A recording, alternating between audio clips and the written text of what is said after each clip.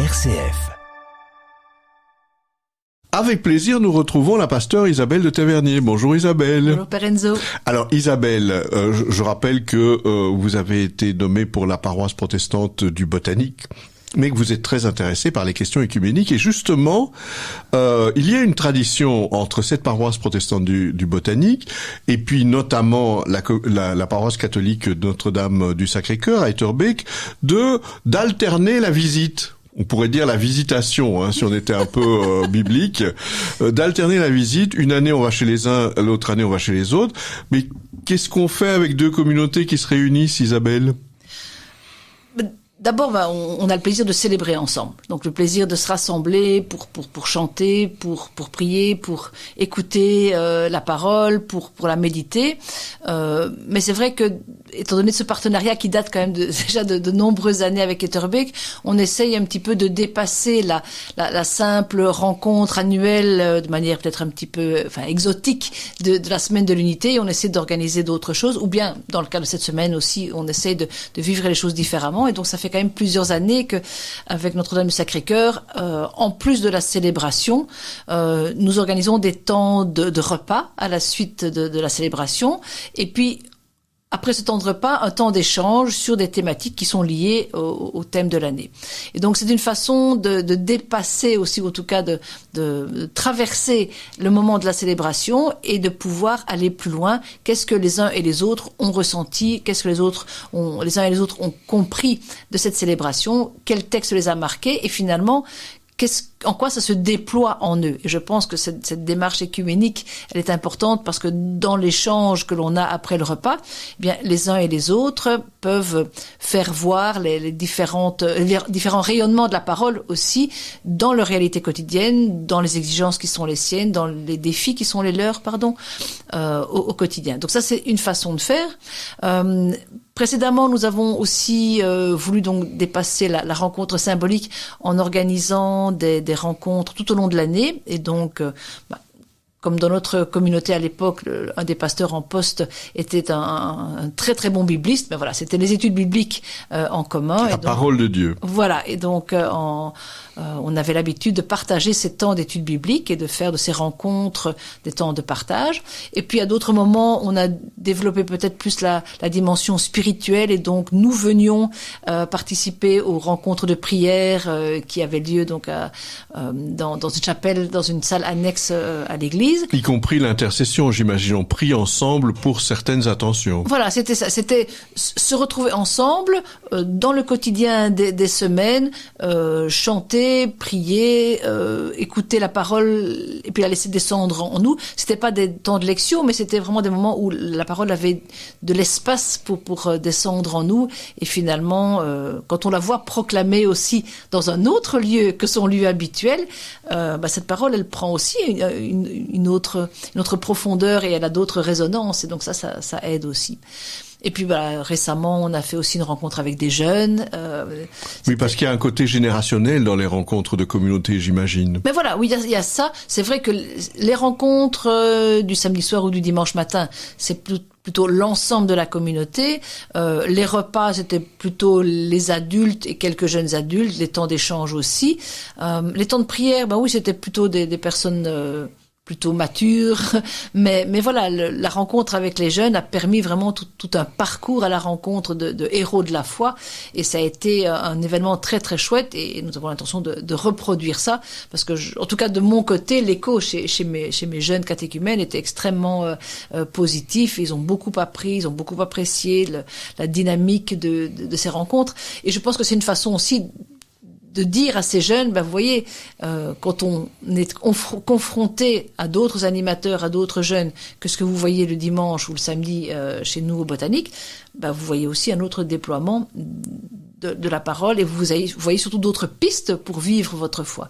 Et ça, c'est quand même très important, et c'est les aider à acquérir le réflexe écuménique pour que ça devienne un peu comme une évidence. Mais justement, disons que on peut penser que l'écuménisme, c'est bon, moi je vais rendre visite à des catholiques, des protestants, des orthodoxes à titre personnel. Mais ici, c'est des communautés qui se rassemblent. Ça veut dire que quelque part, on fait une démarche ensemble pour être un ensemble encore plus grand. Et qu'est-ce qu'on crée comme communauté alors?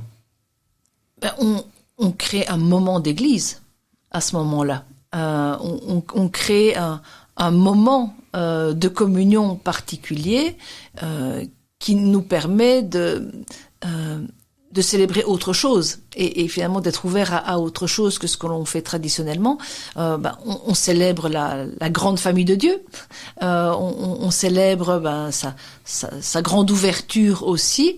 C'est vrai que quand les rencontres ont lieu chez nous au Botanique, nous pratiquons ce que nous appelons l'hospitalité eucharistique, et donc c'est vrai que ce sont des moments où on peut véritablement aller en profondeur, même si on vit peut-être pas tout à fait la même chose au moment de la communion et au moment du partage du pain et du vin. On a certainement les uns et les autres des expériences différentes, mais peu importe. L'important, c'est d'être ensemble à répondre à une invitation que le Christ nous a adressée dans ce repas de réconciliation. Donc, je pense que c'est ça qu'on célèbre un moment particulier d'église. On célèbre une grâce parce que tout rassemblement est un moment unique, irremplaçable, et on n'aura jamais de rencontres et de célébrations similaires. Et on célèbre la grâce, vraiment. Mais dans une ville comme Bruxelles, tant dans votre paroisse protestante du Botanique que dans la paroisse Notre-Dame du Sacré-Cœur à Etterbeek, il y a tout Bruxelles. Hein, ça veut dire non seulement des générations différentes, mais aussi des origines ethniques différentes, des langues parfois différentes, des spiritualités, des dévotions, hein, parce qu'il y en a qui sont plus attachés à ceci, à cela. Ouais. Ça veut dire que il y a des grosses différences. Est-ce que toutes ces différences, on peut arriver à les mettre ensemble dans une célébration commune? Oui et non. On les met ensemble parce que comme les gens viennent et se présentent, eh bien voilà, leur spécificité et leur identité sont présentes, mais on peut pas tout célébrer. C'est évident que dans un seul rassemblement, dans une seule heure de culte, on ne peut pas tout célébrer, mais je pense que ça fait partie aussi de la démarche intérieure de se dire je ne peux pas obtenir ou retrouver plutôt 100% de qui je suis, de ce que j'aime, et je fais le deal de dire voilà, quand je viens là, je ne retrouverai peut-être que 50 ou 60% de ce qui m'est familier, mais je me rends disponible à ces 40-50 autres pourcents dans lesquels Dieu va se glisser d'une manière différente. Et alors on va tâcher, l'équipe d'organisation va tâcher quand même de prévoir des temps et des espaces un petit peu pour chacun, hein, où on peut faire justice aux jeunes, où on peut faire justice aux plus anciens, où on peut faire justice à des éléments plus classiques de théologie et faire justice aussi à des éléments plus modernes ou plus actuels d'exigence sociale et d'exigence d'engagement. Mais voilà. Oui, quand je vous écoute, si j'ai été en visite dans d'autres communautés chrétiennes, et notamment d'autres églises, ça veut dire que je redécouvre aussi la mienne? Oui, parce que quand on va chez l'autre, on est à la fois invité, on n'est pas chez soi, mais on découvre tout ce qui nous appartient et qu'on ne retrouve pas chez l'autre. Et donc dans ce manque que l'autre me provoque, je puis justement retravailler ma propre originalité, ma propre spécificité. Et ça, c'est toujours positif. Alors, évidemment, Isabelle, j'imagine que donc ici on parle d'une rencontre entre une paroisse catholique et une paroisse protestante. J'imagine que vous avez entre guillemets d'autres visites, que pendant l'année, ça vous arrive d'aller à d'autres endroits. Qu'est-ce que vous avez comme souvenir? Une vigile orthodoxe de Pâques qui a vraiment été quelque chose de très marquant. Ça, pour des protestants, c'est une autre planète. Ah, c'est une toute... Oui et non. Oui, c'est une autre planète au niveau de la musicalité et notamment la gestuelle. Voilà, gestuelle et puis le ton sur lequel les textes bibliques sont lus et récités. Donc ça a été une découverte pour pour mes jeunes et puis pour moi aussi quand même, et surtout une incapacité à pouvoir lire de la même manière, parce que comme on a été associé à la liturgie, nous avons pu aussi lire les textes bibliques. Et ça, c'est le côté connu, c'était donc de célébrer cette marche vers Pâques, en redécouvrant des textes bibliques du Premier et du Second Testament qui étaient spécifiquement orientés vers cette célébration de la résurrection et auxquels j'avais pas pensé au départ en disant mais oui, c'est magnifique d'utiliser tel ou tel texte.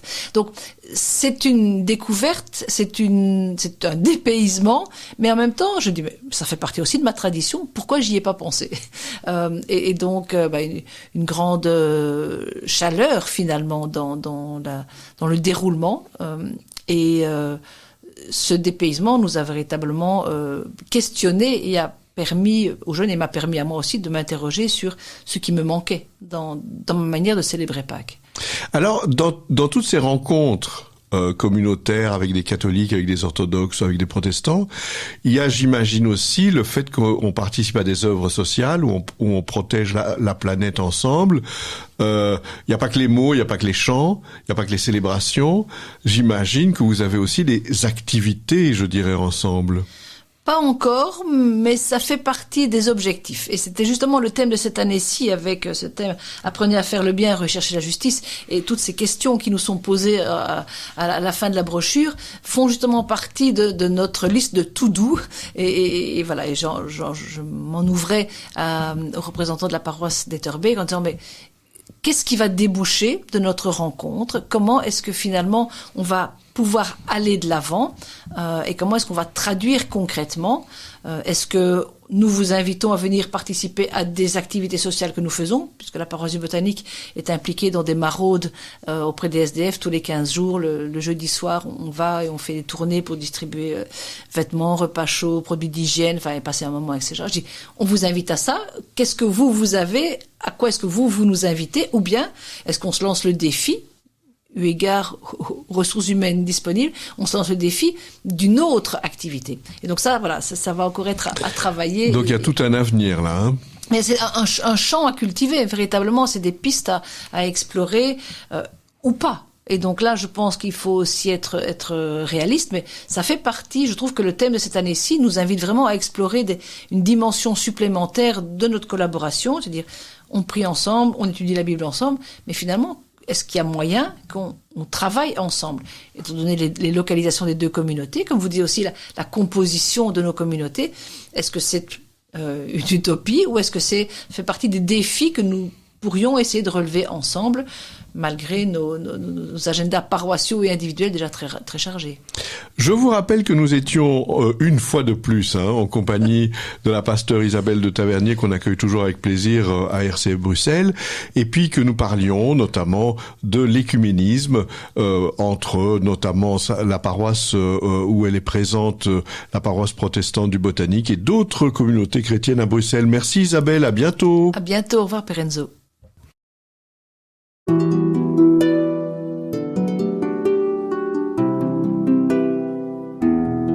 Au fil de la vie, Enzo Bordonaro.